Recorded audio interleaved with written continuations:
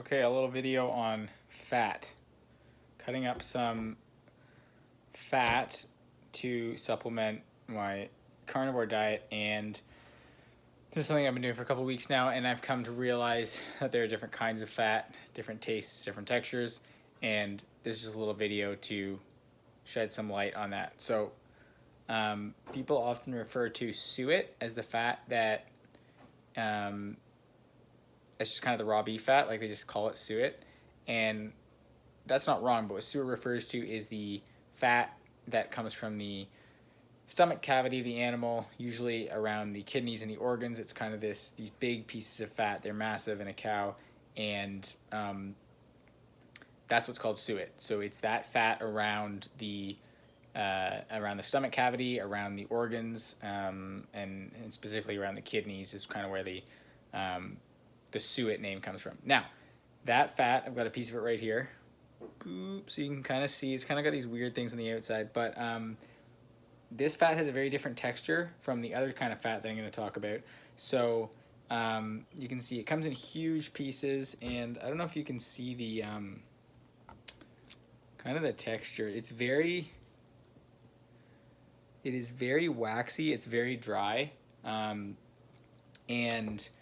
I don't like to eat it. So when I was looking for fat, the first kind of fat I got, which is this other kind that I will mention now. So this is a really nice solid piece, but this is like fat trimmings. This comes more off the meat. This is like trimmed off the meat, trimmed off the muscle meat. It's more of the fat in the like the carcass of the animal as opposed to kind of the cavity. So like a big chunk could be cut off like the top of the brisket or wherever. And it's a far different texture. It's almost like it's dense. It is solid. It's almost kind of like something between like a soap and like a fudge texture. Whereas like the suet it's almost like it's drier. It's more crumbly. It's very hard to chew when you eat it. Like if you eat it raw, it's very hard to swallow because it almost just sticks to your mouth. It's kind of gummy and it's very hard to get down. It's good for rendering down, and you can use it that way. But if you're going to eat it raw and add it in, use this kind. Use the fat trimmings. This is like what they add to burgers.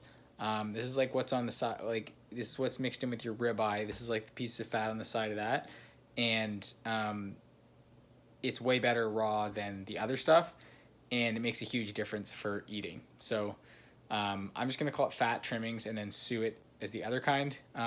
I don't know like the science behind it. The suet might be richer in some stuff. I don't know. But as far as like trying to target like a keto animal fats ratio, like a ketogenic carnivore diet ratio, I recommend using the raw fat trimmings because they're way easier to get down.